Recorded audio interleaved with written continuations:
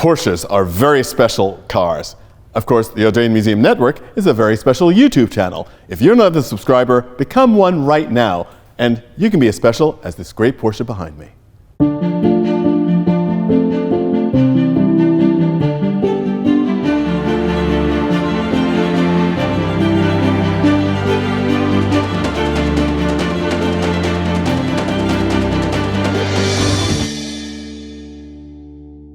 Hello and welcome to the Audrain Automobile Museum here in Newport, Rhode Island, and our latest exhibition, Rennsport, Porsche's Transition from Race to Road, presented by Porsche of Warwick.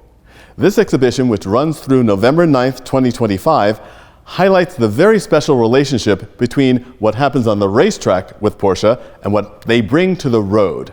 And the German language is so wonderful. I love Rennen, which is race, and Sport, which is sport. So Rennsport is racing sport. And I guess that when you are a company like Porsche, it is really something that you can bring to the table in a way that no other manufacturer probably could. And also in a way that no other manufacturer could bring to the table. We've got the president of the Audrain Automobile Museum, my friend Mr. Nick Waller. Hello, Nick. Hello, Donald. Nice to see you. Great to see you as well. And this is a very special exhibition. As all of you who are subscribers, and you all should be, to the Audrain Museum Network know, Porsches are a very important part of the Audrain collections, and this is only the second exhibition here in the museum to totally be focused on this brand. Well, it is a focus too. I think, as we probably know, Porsche take up over 10% of the entire Audrain collections. We have many Porsches, and we have one of pretty well every example of the Rennsport, the RS history, recent history I should say, but it is far from boring. It is the most interesting and fascinating learning curve for me, who's not a Porsche expert. I am learning all the intricacies of Porsche design for the lightweight, the race cars for the road, and it is fascinating history. And it's also quite remarkable because the idea of a car built by Porsche called an RS is a very old one. It's very much in the public persona and attention now with these amazing modern RS cars, but it started back a very long time ago in the 1950s. Yes, indeed. With the first 356 to run at Le Mans and won its class, and then the 550 RS, and then that led on to the RSK, which was more technologically advanced as well as lightweight. That was the beginning. That was the birth of the Rennsport mystique, I think. And the fact that Rennsport and those great successes that Porsche had in the international competitions led them to revive that for a very special 1970s Porsche, which is very featured in this exhibition. But before we get too far down that road, of course, as you know, we'll be coming back to you throughout the exhibition with detailed videos on many of the cars here in the show. And to really bring that color in, let's bring in one of our young super Porsche enthusiasts, Mr. Sean O'Donnell. Absolutely. Nice to see you, Sean, Hey, as Sean. well. Gentlemen. Sean has landed, ladies and gentlemen. I'm here. Well, it is no secret to anyone who has watched this network, and especially, of course, who watches the podcast in the driver's seat with ABS, and this is the S of ABS. You are very, let's say, Porsche focused. You could say that, yes. I love the brand. I love, the more I've driven the cars in the collection, the more I've really understood and really get that sense of just how great of a product it is throughout the generations of car from, the 50s up to now. So it's very exciting to have this showcased at the Audrain. Really gets to show you the different, variety of RS cars as well as supercars such as the Carrera GT and the 918. So really getting the full breadth of what the Porsche brand at this level has to offer. And I think that one of the things that you and your other colleagues will also bring to this in our detailed videos is an idea, because many people who see one of these cars, a modern GT3 RS or a modern GT2, or even some of the other models, the ST and things like that, they say, well, gee, they all sort of look the same, but what is the difference? And you are going to be able to bring that difference to life for this audience, and I'm very excited about that. Well, the funny thing about Porsche, especially with the fans and the enthusiasts, is there's always someone who knows more than you, right? So there's, I do have a pretty vast breadth of knowledge when it comes to specific models and, of course, driving the cars. But, there's always going to be someone who knows more than me. So I'm looking forward to seeing the comments for this show. Absolutely. And one of the things that I think that we really try to do here on the network, and especially you guys do very, very well in the ABS podcast, is to express the fact that to really appreciate these, anybody can read a spec sheet, but to actually sit in the driver's seat and feel the differences between these cars. There are differences, and there's a reason why Porsche has made each of these cars the way they've made them. That is correct. I had the conversation the other day actually about this GT3 RS with a 3.6 liter engine and this one with a 3.8 liter engine, and how could this one be so much better than this one? Well, this is such a great car, but it is, because you get to experience it, you get to drive it, and that's what's so exciting, the enthusiasm that we're going to be able to show everyone who walks through the door, and of course our viewers on our Audrain network. And it's also something that, as we know, you mentioned the superlative or comparative. This one is better than that one. Each of them has their own character. So in some cases, and again, we love to engage our viewers and our subscribers to say, well, gee, I really like this one because that one has more power, but. Yes. Yeah, going back to why do you have two of these? But because you got to drive them, then you experience it, right?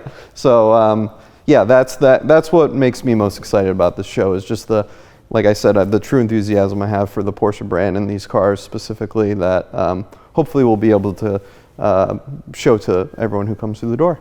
Wonderful. And one of the things that we will see in this exhibition are the ways that Porsche brings the spirit of the race into these cars for the road, and how it also has influenced that transition through the years. And the next pair of cars we're going to look at in this exhibition preview is a great example of that. Truly one of the RS legends, if not the legend that started it all for modern 911s. So we're going to take a look at that now, gentlemen. Absolutely. Thank you.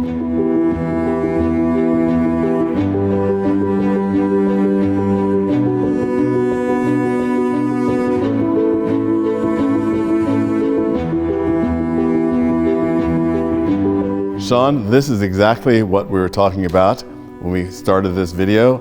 The idea of the true race to road, an homologation special, the legendary 2.7 RS Carrera.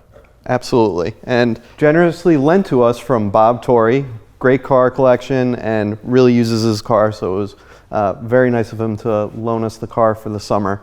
But yes, you're absolutely right. This is really the origin story for a lot of these RS cars, really defining what it is, the lightweight, really stripping the basic needs of the car, sound deadening, air conditioning, all the things that you think of, because of course Porsches aren't the most powerful cars, but they make up for it with the lightweight, the handling, the reliability, and oftentimes why you see the cars end up in first. Well, again, that goes back to the Porsche origin stories, the giant killers. The idea of power to weight ratio, reliability was always core to Porsche and its success. And of course, we also get to see that in this exhibition that shows then and now in a car like the one that you're standing right in front of, the 911R, one of my favorite modern 911s. Absolutely, and when this was announced, this was in a funny time where they weren't sure if they were going to continue making a manual transmission. So this, you could say, saved that a little bit, but also, like you said, a lot of the additional features in the car, no sound deadening, single mass flywheel, all these things really to ensure that the car would stay true to that origin and really not, you could order it with certain creature comforts, but you could also order it without. So what I love about Porsche, especially in this sector, is that they stick to that. They give you the option, they give the driver the option of how extreme do you want to go with your race to road car, right? And I think that's one of the things that as modern 911s have become more GT car-like, that this entire segment of them do remind you of the kind of connection between car and driver that people should think of when they think Porsche. Correct. Yeah, there's not many cars left anymore where, you know, or many brands, I should say, that really give you that option, that connectivity, that purest connection to the car, similar to the ST that we have over here. They're continuing that with the modern regulations, all the modern safety, sticking to that purest driving focus. And next we're going to see also in this show some pure race cars, because if we don't know where the race is, we don't know how they make that transition from race to road. So next, your great friend and ABS colleague, Ben Chester, is going to show us around a couple of race cars. Let's do it.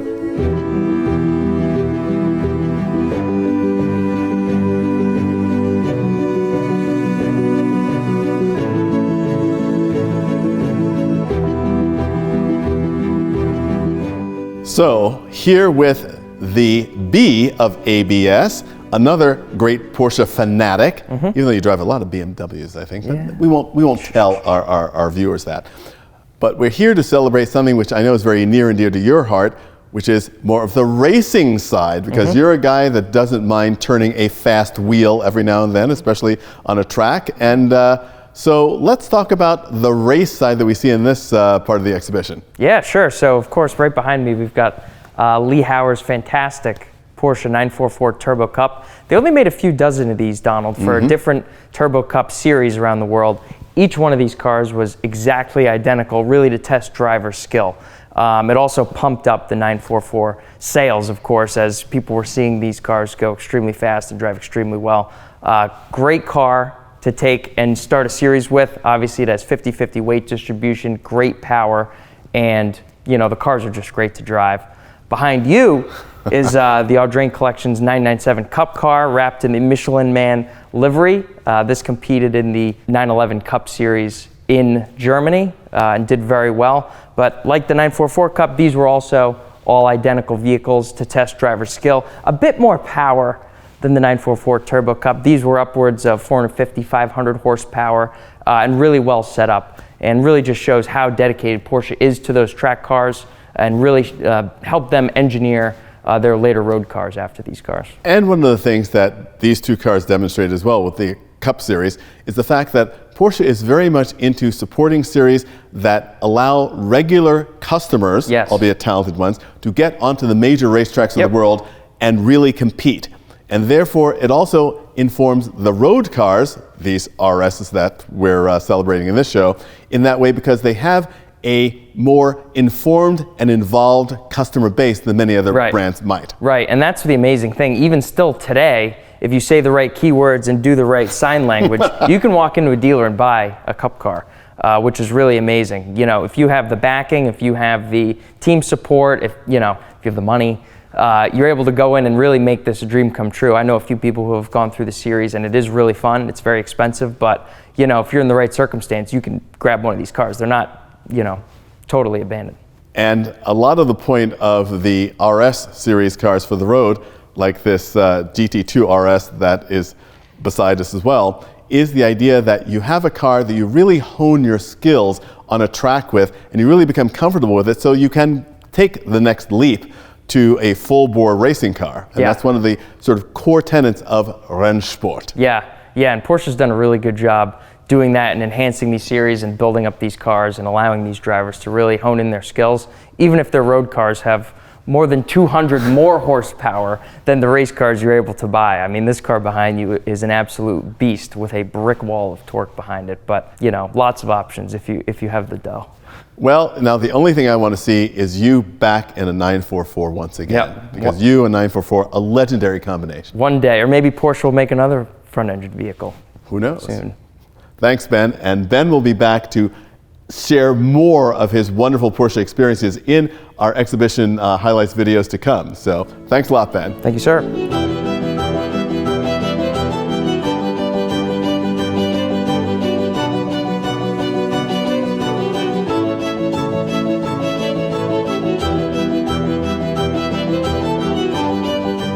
Thank you for joining us for this very brief overview of our new exhibition, Rennsport, Porsche's transition from race to road, which runs here in the gallery on Bellevue Avenue in Newport through November 9th, 2025. Of course, we'll be coming back to you with highlights videos giving some of the details on the cars in the exhibition, and also pointing out where you can go here in the Audrain Museum Network to see some driving videos of many of the cars in this show. Of course, we'd like to thank our sponsor once again, Porsche of Warwick, and to invite you to sample the exhibition here in the gallery, as well as on the Bloomberg Connects website. We'll see you very soon. Thanks for joining us.